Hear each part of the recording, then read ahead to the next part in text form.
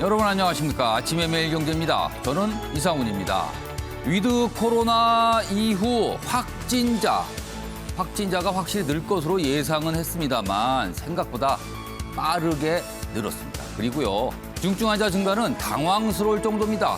너무 풀어졌던 건가요? 아니면 우리가 뭔가를 잘못 짚은 건가요? 오늘요, 정부가 방역을 강화할지를 놓고 논의를 한다고 합니다. 자, 그럼 먼저 일면 기사부터 바로 출발하겠습니다. 먼저 매일경제입니다. 사진이 길게 자리 잡고 있습니다. 여기 보시면요, 많은 분들이 줄을 서 있죠. 여기가 어딘가면요, 어제입니다. 서울시청 앞 서울광장에 설치된 코로나19 선별 진료소입니다. 그러니까 걱정이 돼서 검사를 하러 온 겁니다. 제목을 보죠. 성급했나? 다시 길어진 코로나 검사 행렬. 지금 상황이 심상치 않다는 것을 단적으로 보여주고 있습니다. 다음은 동아일보입니다. 이대로 가면 6천 명이다. 그러니까 12월 중순 하루 코로나19 확진자 전망치입니다. 6천 명까지 갈 수도 있다는 겁니다. 비상계획 발동, 지금 이 상태면 초읽기 아니냐 이렇게 돼 있습니다.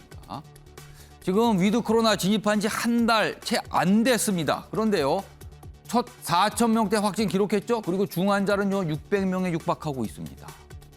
서울의 경우 응급실 50곳 가운데 33곳이 진료 차질을 빚고 있다. 어제 김부겸 국무총리 비상계획 검토할 만한 급박한 상황이다. 이렇게까지 얘기를 했습니다. 이번엔 경향신문 확인해 보겠습니다. 기사가 아래쪽에 있습니다. 자, 고등학교 국영수 수업 시간 2025년부터는요 105시간 줄어든다. 지금보다 많이 줄인다는 겁니다. 지금 현 초등학교 6학년생부터 적용이 되는데 고교 학점제가 시행이 되거든요. 그래서 그에 맞춰서 국영수 수업 부담을 줄여주겠다 이렇게 된 겁니다. 이게 개정 교육과정 발표인데요. 자, 그렇기 때문에 많은 학부모님들 걱정하시죠. 그러면은 수능도 완전히 바뀌지 않을 경우, 그리고 뭐 학교 내 시험도 완전히 바뀌지 않을 경우 결국에는 사교육에 의존할 수밖에 없네요. 이런 또 반응 나오고 있습니다. 마지막으로 조선일보 확인해 보겠습니다. 땡큐 삼성. 5번을 외친 텍사스 주지사다. 왜 그런가 하면요, 삼성이 미국 텍사스주의 테일러시에 약 우리 돈으로 20조 원의 투자를 하기로 했습니다. 그러니까 파운드리, 반도체 위탁 생산 공장을 짓기로 한 겁니다. 그리고요, 공장을 건설하니 당연히 일자리 늘어나죠. 8,500개 정도 일자리가 생길 것으로 전망되고 있답니다. 백악관도요, 투자 발표 환영한다. 이런 입장을 냈습니다. 이런 기사 종종 소개해 드리는데 우리나라도 지금 일자리 급한데 뭔가 좀 들으면서도 아쉽다는 생각을 지울 수가 없습니다. 자, 지금까지 일면 기사 짚어봤고요. 알쏭달쏭한 뉴스의 의미, 그리고 뉴스에 담긴 깊은 배경을 짚어주시기에 오늘도 네 분께서 자리하셨는데요. 소개해드리겠습니다. 먼저 화면 가장 맨 왼쪽에 앉아 계십니다. 윤영걸 전 매경닷컴 대표 나와 계십니다. 그리고 그 옆에는 박창한 장한대 교수 자리하고 계십니다. 자, 세 번째 자리에는요, 현근택 민주당 선대위 대변인 나오셨고요. 마지막으로 김재섭 전 국민의힘 비상대책위원 나와 계십니다. 안녕하세요.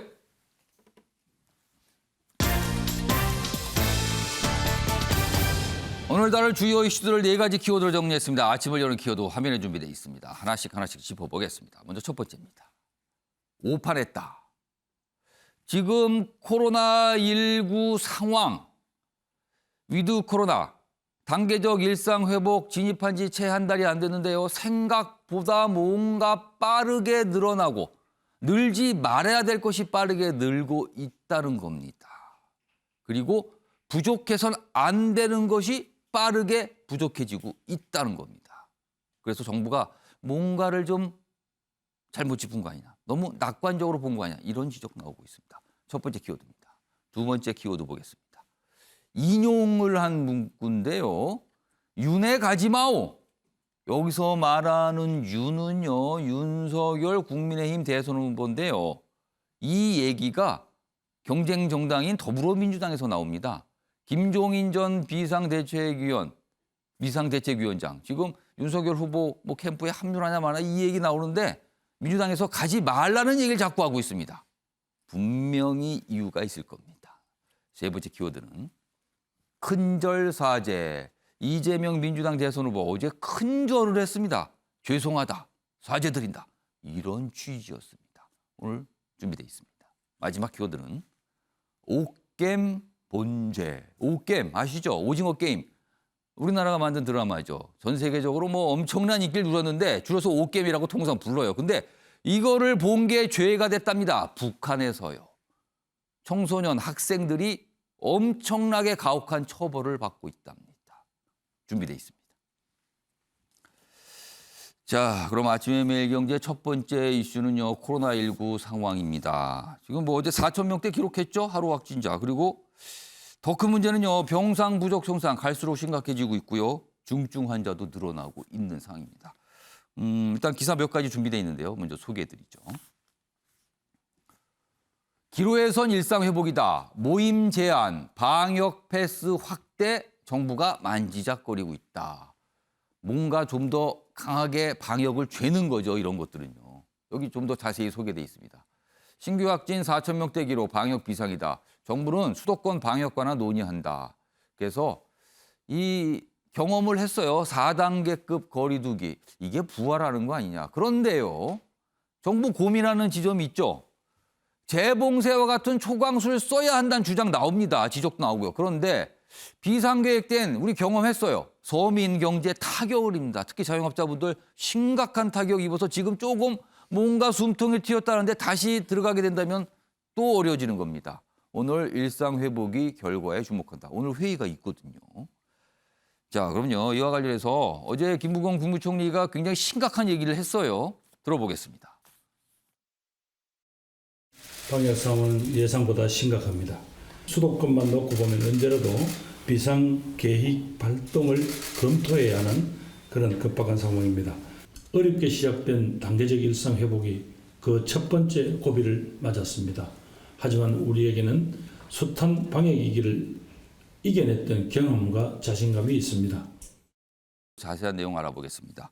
천은미 이화여대 목동병원 호흡기내과 교수 전화로 연결돼 있는데요. 정 교수님 나와 계시죠?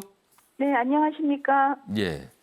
지금 뭐 상황이 심각한데 우선 가장 궁금한 것부터 좀 질문 좀 드리겠습니다. 지금 확진자는 증가세고요. 그리고 중증 환자 빠르게 늘고 있습니다. 그리고 병상 확보율 점점 안 좋아지고 있죠. 그러니까 꽉 차고 있는 건데 지금 상황 정부의 예상이 빗나간 겁니까? 아니면 예상대로입니까? 어떻게 판단하십니까? 위드 코로나를 시작하면서 확진자가 늘 것은 예상을 했습니다. 다만 60대 이상의 고령층과 요양시설을 중심으로 면역이 떨어진 어르신들이 돌파 감염이 되면서 중증자로 갈 것을 예측을 못했던 것 같습니다. 예. 백신 접종이 80% 이상 이루어지면서 대부분이 경증으로 재택관리가 가능하리라 예측을 했지만 이러한 고령층 중심의 중증 환자가 늘면서 지금 수도권의 중환자 병상이 가동률이 매우 높아서 그 점이 가장 위험한 신호라고 생각합니다. 그러니까 이른바 의료 체계가 감당할 수 있는가 이 부분이 제일 걱정된다는 말씀이신 것 같은데요. 근데요, 앞으로 확진자가 뭐 12월로 접어들면 6천 명까지도 늘어날 수 있다. 뭐 이런 전망들 오늘 기사로 소개 드렸는데 앞으로 얼마 이 확진자 숫자가 어느 정도까지 늘어날 것으로 예상하십니까?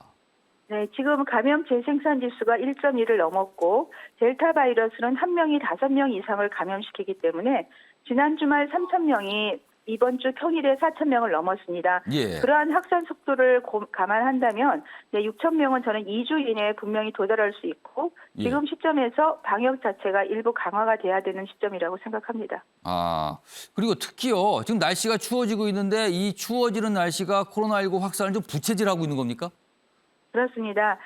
모든 그 대규모 유행은 겨울에 발생을 했고 특히 코로나 바이러스나 모든 바이러스는 겨울이 되면 활동력이 증가합니다. 또한 사람들이 실내로 많이 모이기 때문에 접촉을 통한 감염이 증가하고 있어서 올 겨울에는 이 감염을 이겨내기 위해서는 우리가 실내에서도 마스크 착용과 손 위생은 필수적이라고 생각합니다. 자, 정부도 어제 이제 비상 계획 이거 필요할 수도 있다라는 걸 약간 열어뒀어요. 그리고 지금 청 교수님도 잠시 지금 뭔가 즉각적인 조치가 필요하다고 말씀을 하셨는데, 자, 필요하다면 당장 어떤 조치가 지금 들어가야 된다고 보십니까? 이동량 감소를 시킬 수 있는 정책이 필요합니다. 정부에서 일부 고위험 시설에 대한 방역 강화와 더불어서 공공기관과 회사들에서 연말 회식 모임을 최대한 자제를 해 주셔야 될 것 같습니다.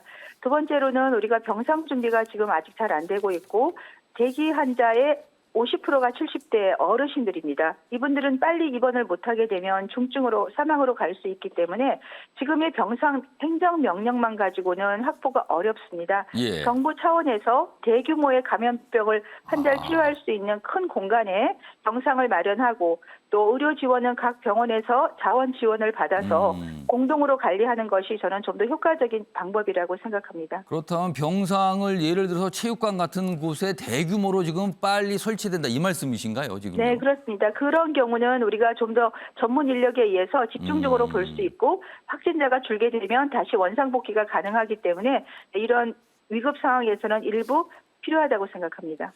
그리고요, 지금 뭐 여러 지적들 나오는 것 중에 하나가 이른바 거리 두기를 강화된다. 예를 들면 이런 얘기들이 나오는데요. 지금 식당이나 카페들 이용하시는 분 중에서 백신 미접종자분들은 4명까지 가능하고요. 그리고 접종자까지 포함하시면 최대 지금 10명 정도까지 모임을 할 수 있거든요. 이 부분은 어떻게 생각하세요? 이것도 조금 뭔가 좀 더 강화를 한다고 보십니까? 그렇습니다. 사적 모임이 많아지면서 특히 연말이 되면서 확진자는 앞으로 더 급속도로 증가할 수 있습니다. 사적 모임 인원 제한이 지금 일부 좀 강화가 돼야 될 것 같고요. 또 학생들이나 미접종자들에 대한 고위험 시설을 사용하지 못하는 백신 패스도 지금으로서는 필수적으로 필요한 시기라고 생각합니다. 뭔가 지금 정부가 즉각적으로 들어가야 된다 말씀인데요. 청 교수님, 지금 추가 기사 몇 가지 이어가고요. 전화 인터뷰 좀 다시 연결하도록 하겠습니다. 네, 알겠습니다. 자, 다음 기사 좀 보겠습니다. 임신 26주 산모 확진 뒤에 사산인데 태아도 양성 반응이 나왔답니다. 백신 접종을 안 한 상태고요. 첫 태아 사망 사례다. 그런데 과연 이게 코로나 탓이었을까? 분석이 쉽지 않다. 이런 내용입니다. 지금 이런 사례가 나왔어요. 지금 태아 관련 얘기가 나왔습니다. 그리고요. 다음 화면을 좀 보겠습니다. 여기는 백신 부작용을 다루고 있는 내용입니다. 다음 화면 보겠습니다. 자, 지금 최근에 별세했죠? 전두환 전 대통령. 그런데요. 민정기 전 청와대 공보비서관 어떻게 보면 이 법률 대리인격인데 이런 설명을 합니다. 화이자 백신을 맞고 열흘간 당시 식사도 못 하셨다고 한다. 체중이 10kg 이상 빠지고 그러다 진단받으니 백혈병이라고 하고. 그러니까 혈액암 진단이잖아요. 그러니까 이게 뭔가 백신 접종과 이 혈액암 진단이 연결된 거 아니야. 이런 주장을 한 겁니다, 지금요. 그래서 좀 주목을 받았는데 이와 관련해서요. 어제 방역당국이 질문을 받고 설명한 내용이 있습니다. 확인해 보겠습니다. 사실은 지금 처음 이 질의를 받고 저희가 모르는 내용이어서 정확하게 입장을 지금 알려드리긴 좀 어려울 것 같습니다. 만약에 그 예방접종 후에 영향이 있는 문제라 그러면 아마 절차에 따라서 예방접종 이상반응 신고 등의 절차를 거쳐 조사를 하게 될 것 같습니다. 다만 그러한 절차가 진행되지 않는다 그러면 거기에 대해서 저희가 지금 판단할 수 있는 부분들은 그렇게 많지는 않습니다.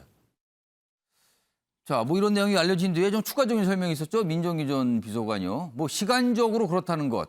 그게 연관관계가 있다는 건 아니고 원인이라고 하는 것도 아직은 말이 안 돼. 일단 선을 좀 그었어요. 이거 굉장히 좀 민감하고 조심스럽기 때문에 이렇게 추가적인 설명이 나왔다. 이렇게 돼 있습니다. 자, 전은미 교수님 다시 연결해서 추가적인 질문 좀 드리겠습니다. 정 교수님. 네. 방금 기사로 소개해드렸는데 태아의 양성 반응 이런 사례가 나왔는데 이 사례 어떻게 봐야 됩니까? 네, 해외에서도 확진자가 증가하면서 산모가 감염 사례가 많습니다. 그 경우에 태아가 감염되는 사례가 일부 있는데요. 아직까지는 수직 감염 사례는 극히 드문 걸로 되어 있습니다. 이 경우도 지금 태아가 산모한테 수직 감염이 된 사례인지 아니면 그 이후에 발생한 감염인지는 좀 더 연구가 필요합니다. 이번 사례를 보듯이 국내에서도 확진자가 증가하면서 산모들이 코로나19에 감염되면 태아에게 조산이나 이런 사산 등이 나타날 수 있기 때문에 예. 임산부 중에서 본인이 고위험군이라고 사료가 되시는 분들은 임신 중후반 이후에 백신 접종을 고려하는 것이 필요할 것 같습니다.